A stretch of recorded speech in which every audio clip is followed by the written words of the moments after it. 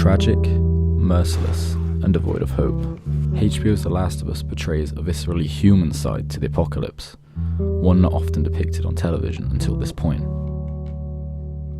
Whilst the show litters encounters with clickers, runners, and bloaters, these are few and far between, with the episodes instead operating to examine relationships, affection, and fatherhood. Ultimately, The Last of Us questions the lengths we as humans will go to protect the ones we love when the world around us has crumbled.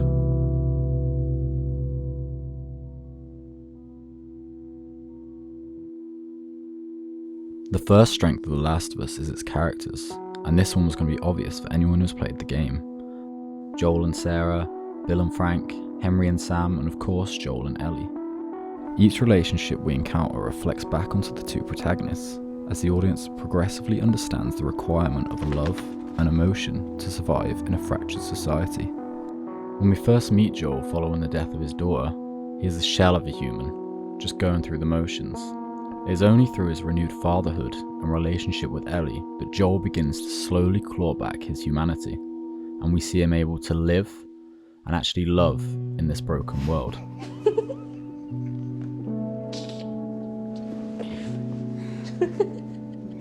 But compassion operates differently in a world which has lost it completely. Someone to care about is also someone to lose. And so Joel spirals into violence and PTSD as he realises his inability to protect Ellie in his old age. This was a big change from the game, in which Joel is a lot more stoic and reserved. You're treading on some mighty thin ice here. In my opinion, this is a welcome one. The role of a game is to make us feel like a badass, with the ability to kick the shit out of 12 guys in a room and then heal this all up with a bandage. Yet, television serves as a medium to create empathy, and the claustrophobia of Joel's PTSD seems a lot more real. It is here where Joel's progression is so multifaceted. His care for Ellie means he simultaneously restores his own humanity through actions which, on the surface, destroy it.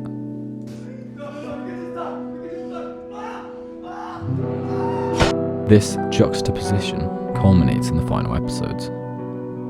His grief, a product of violence, Joel resorts to similar brutality to reclaim the life of his surrogate daughter, murdering fathers and sons as a means to protect his own family.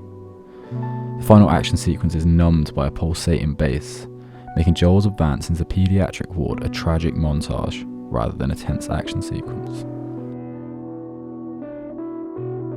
The second strength of The Last of Us is its world building. The show is both aesthetically and thematically beautiful, combining both practical set design with CGI rendering to convey how much nature has taken over. One thing the show really gets right is the atmosphere of the world itself.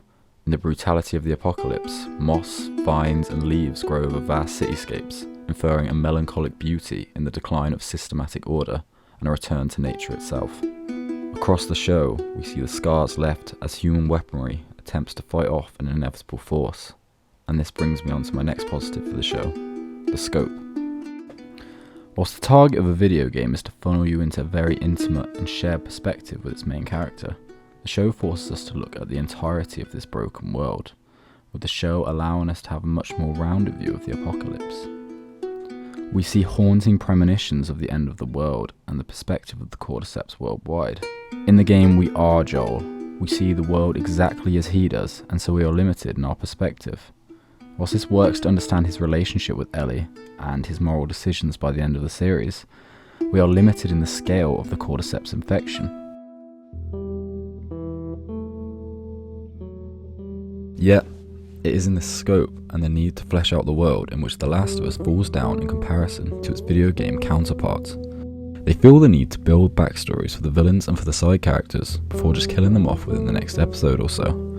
This means the show becomes very formulaic. Sarah, Tess, Bill, Frank, Perry, Kathleen, Henry, Sam, Riley, David all were dead within 2 episodes before the audience was given enough time to truly care about or to detest their existence.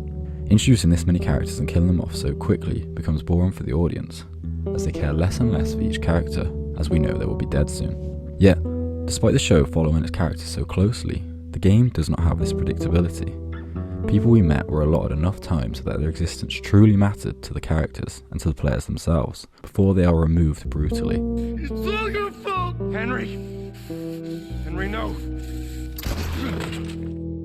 There was always enough hope or enough tension in the scene so that the death comes as a shock to the player. The Fireflies suffered the most in this area. In the game, environmental storytelling and the smaller moments give us a chance to understand the significance of the rebel force. They are seen as the saviours and thus the last hope for society. This makes it all the more impactful when Joel chooses to save Ellie over the world itself. The final episode of The Last of Us is paced so poorly, and the aforementioned formula of an enemy per episode means that they merely seem like another group, akin in significance to Kathleen or to a David. This is mostly due to the constraints of television as a medium, with the show only being given 9 episodes to cover the game, when it probably needed to slow down and produce about 12. The game can establish its characters during its needed down moments, via enough exposition as we complete a puzzle or explore a new area. It is the small amount of time devoted to the smaller and to the quieter sequences which meant the show felt rushed in parts, and this affected the pacing massively. These pacing issues affected the audience's sense of journey with the characters also. The game really made it feel like we travelled across America with these characters, through different seasons, and it was really difficult getting to each place. The show's episodic structure felt like we were jumping from location to location, with no real infected or hunters to stop the protagonists, apart from when the plot required it. And whilst I thought they did a good job for the most part, the action sequences pale in comparison to the game. The small details of smashing windows, character movement, etc. really sour scene, and this can't be achieved without stuntmen or putting Pascal or Ramsey at risk. Where I didn't expect to see a difference though was the acting. Whilst I thought Pascal and Ramsey were incredible in their roles, it is very difficult to replicate acting within animation. Motion capture technology means that animators can edit expressions in post-production, ensuring the expression fits perfectly. This is why adaptation becomes so difficult to review. The Last of Us is a beloved game turned series in which every minute change will be scrutinised. Overall, The Last of Us is able to remain faithful to the game, and it tells a streamlined version of its story. Whilst not as hard-hitting as its source material, HBO's latest show operates to tell a brutal story of loss, relationships, and reclaimed humanity, and it interrogates where we will go in order to save the ones we love. The Last of Us demonstrates that a life without love is not one worth living. Yet it is this dichotomy of this love and of violence which underlines the series. The post-apocalyptic world means that affection only spawns the uttermost brutality, and this draws The Last of Us to a close with the bittersweet, paternal, and emotional violence which has underpinned the series. 7.5 out of 10.